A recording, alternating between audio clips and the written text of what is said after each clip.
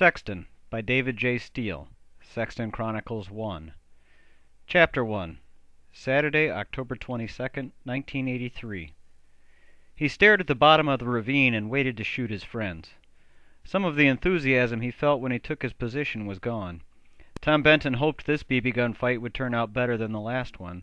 Last time they wandered around the woods, or hid, or both, and no one shot anyone before they ran out of time. He wasn't going to let that happen again. The air was cool and crisp. He could hear cars on the road a quarter-mile to the west as he listened for any sounds of his friends. Nothing so far. He could hear leaves move along the ground in the stiff breeze and the dry swaying of twigs on the bare branches overhead. He looked at his watch. 3 o'clock. The fight would end in an hour. He reached in his pocket and pulled out a pack of cigarettes. He didn't smoke, but planned to use the cigarettes as timers. He pulled out one of the 3 packages of firecrackers from the back pocket of his jeans. The red paper wrapper made more noise than he wanted when he opened the package, but that didn't bother him. His preference would be to use the noise to direct his friends to his advantage, but if he had to take a few shots to get the action going, he wasn't opposed to the idea. Shooting people was the point of this game. The rest was simply build-up. He thought for a second, then decided to leave his rifle behind. The trap would work best from the bottom of the ravine. He would be vulnerable when he set it. Without the rifle, his only option would be to run if they saw him. He went down the side of the ravine slowly, quietly, facing forward and leaning back toward the slope. 10 feet from the bottom, he stopped and looked up, scanning the top. Nothing. At the bottom, he lit a cigarette and tried not to inhale the smoke. He blew it out rather than suck it into his lungs. He crouched and swept the ground clear of leaves until he had a patch of dirt about the size of a dinner plate. He stuck the cigarette between the silver-gray strands of fuses and bent it until it lay flat on top of the fuses with the burning end 3/4 of an inch away from them. Satisfied with the noisemaker, he tucked the crumpled pack of cigarettes in his back pocket and hurried up the hill. Picking up the rifle, he resumed his position and smiled in anticipation of shooting whichever guy came into the ravine first. His smile broadened to a grin when he decided to test a new theory, a little pyrotechnic prognostication.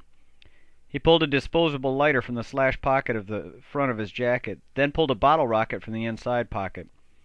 It had been a long time since he played with model rockets, but he figured the bottle rocket worked the same way. A 2-stage engine, one to provide propulsion, the other to explode when the second one burned into it. If that was the case, impact with the solid object would force the second stage into the first stage, and it would explode. Rockets were cool. Missiles were cooler. There was nothing to lose. If he hit his target, and he knew his chances of that were small, the rocket would either bounce off the guy and scare him in the process, or explode on impact, or some combination thereof. Even if he missed, the whizzing sound the bottle rocket made as it screamed through the air would make the unsuspecting moron in a BB gun fight look anywhere but the origin of the shot. That would give the originator time to shoot the poor bastard with the BB in the chamber.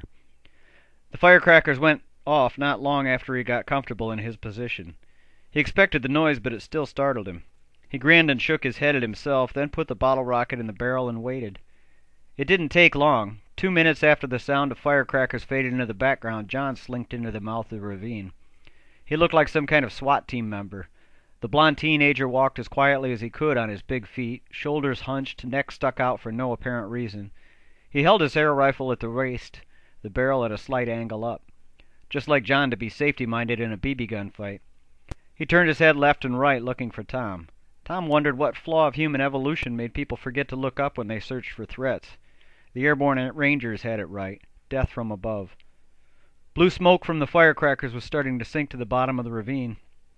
John wrinkled his nose at the smell. His suspicions didn't come fast enough.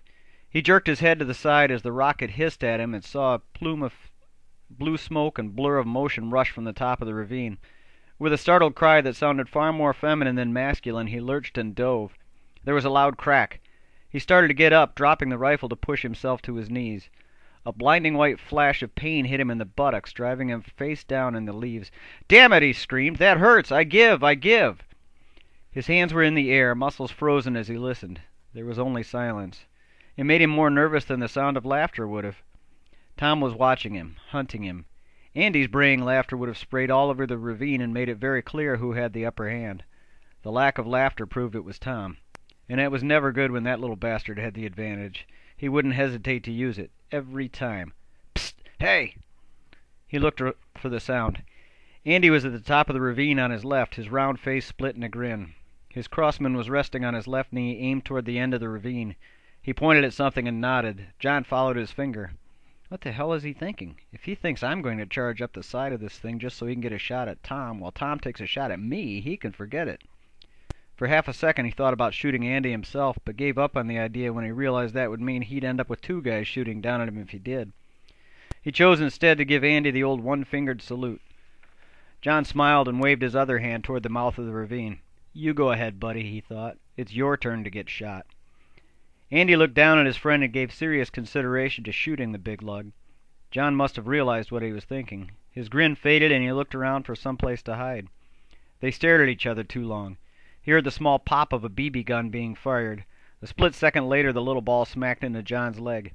He howled and fell to the ground, clutching his thigh and swearing loudly. Trying not to cackle, Andy hit the dirt. Tom must be hiding at the top of the ravine where the two ends come together. He reached behind his back under his jacket and pulled out the BB pistol he bought for just such an emergency. He pushed himself up on his knees and eased back to his feet. His breath came in puffs as he glanced at the leaves on the ground and mustered his courage. BBs were small and didn't break the skin, but they did hurt. Hurt a lot, in fact. The only thing that eased the pain was inflicting equal or greater pain on a good friend. The woods were too quiet. Every slide of his feet rattled with exaggerated volume through the leaves. He listened intently, so intently his heartbeat sounded like thunder in his ears. A small sound in front and slightly to the right made him stop. He wasn't sure what it was. It might have been a twig snapping somewhere, maybe even under his own foot. He pressed his shoulder against the trunk of a tree and peered around it. There was Tom, his back to him, looking down at John in the ravine. Tom shook his head, probably deciding if it would be more fun to shoot John again or watch him try to figure out how to get out of the line of fire and then shoot him again. Andy put the butt of his rifle on the ground and leaned the barrel against the tree. He sucked in a deep breath and moved away. Tom didn't turn. It looked like he was concentrating on John, which meant Andy didn't have time to waste. He raised the BB pistol in a two-handed grip and pulled the trigger 3 times. There was no recoil, just 3 rapid pfft. 3 smacks of BBs colliding with Tom's back reached his ears as he jerked behind the tree. He was panting, not from the fast move, but from the exhilaration of shooting prey that can shoot back. There was supposed to be a thunk as Tom hit the ground in pain, but he didn't hear one. A rifle shot at that range would have put him on the ground. Evidently the pistol shots didn't pack as much pain. Still, 3 hits should have done something. Tom was in pain, but not agony. Even through his thick jacket and the sweater under it, there was no way to mistake the stab of a small lead ball smashing into the body at 500 feet per second. He wasn't sure how many times he'd been hit. The stinging pains merged in his back in one big splat of ticked-off nerves. He gritted his teeth under the tight lips and resisted the urge to cuss. He let his air rifle fall. A small part of his brain considered John and dismissed him as a threat. He couldn't climb the slope fast enough. He wouldn't be there in time to help Andy.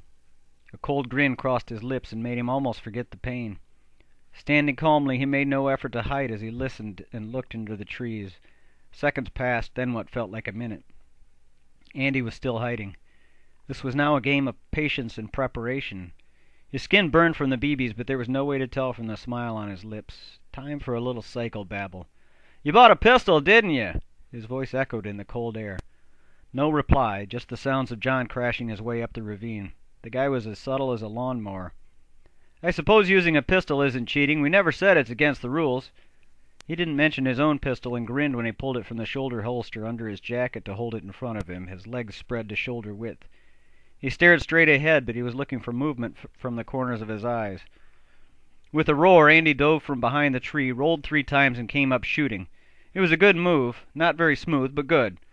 By the time his eyes found Tom and focused, he'd sent 3 more BBs at the little guy. They missed. His eyes locked with Tom's. They widened when they saw his pistol and Tom's half grin that made his face look like a wink was on the way. The wink of an executioner with a warped sense of humor.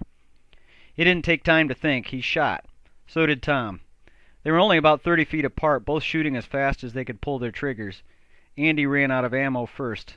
6 of his 13 shots were gone before their standoff, but Tom's was full. By the time the shooting stopped, both were lying on the ground rolling in pain. They laughed and cussed at each other in whispers through clenched teeth. "Truce!" Andy shouted as he threw himself on his back and laughed in puffs at the sky. "Man, that hurts! Oh, man!"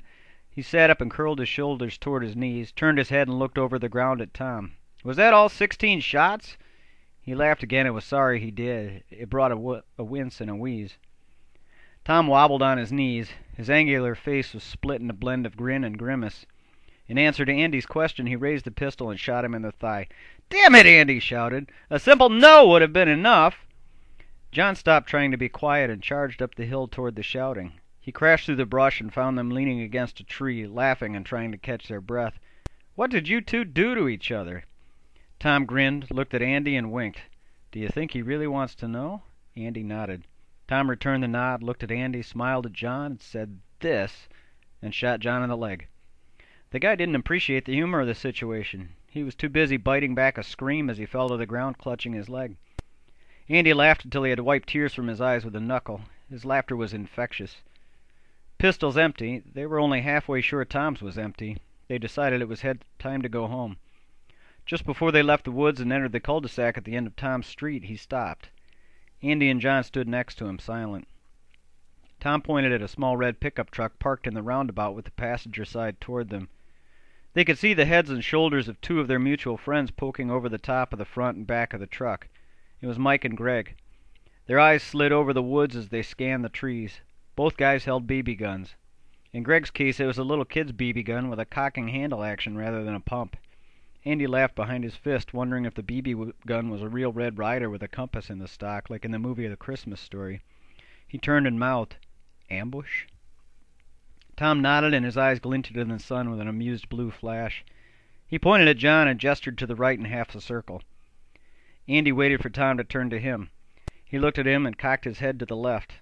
Tom nodded, pointed at himself, then the BB pistol strapped to his side, then at the truck. He watched them sneak to their positions while his heart beat faster, and he tried to look calm. The last thing he wanted to do was spook the two guys behind the truck. Shooting them and thwarting their ambush would be the perfect end to the perfect BB gun fight. The guys were willing to shoot him the second he walked out of the woods. That was all right. He could handle it. He hoped they would miss, thought at least one of them would miss, and decided he could live with the worst-case scenario of both shots hitting him. Their little pop guns wouldn't hurt much, but they didn't know that. Neither one of them had been shot yet. He took 2 steps over the mown grass and heard Mike shout, "Now!" Both guys fired, and both guys missed. Tom laughed, dropping the air rifle and pulling the pistol from the holster slowly, with more show than force. Mike and Greg stood up straight when they realized Tom was still on his feet. His ugly black pistol took them by surprise, and their faces showed it. Neither wanted to find out what it was like to take a hit from the ugly thing in Tom's hands. Mike moved first. "Sorry, Tom, we thought those other guys would be with you. We wouldn't have ganged up on you on purpose." Tom lowered the pistol and smiled. If either one of them knew him better, they would have known the smile on his face was as genuine as it was warm. "I'm glad you guys fight fair. 2 on 1 isn't fair. Then again, neither is 3 on 2. They looked at each other, not understanding what he meant. Before they could figure it out, they felt hot flashes of pain from John and Andy's shots from the side. By the time they recovered, the 3 targets of their ambush were facing them. Tom stood in front, the pistol in his left hand pointed at the ground. Andy was on their left with his pistol trained on Mike's chest. John stood casually on Greg's right with his air rifle on his hip, pointed in the direction of what he hoped was his belt buckle.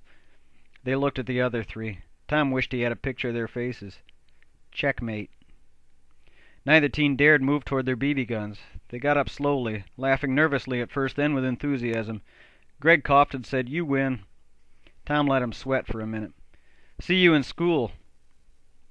A laugh, a shrug, and then, "Do you want us to invite you to the fight next time, or should we save you the trouble of coming all the way out here and just shoot you at home?"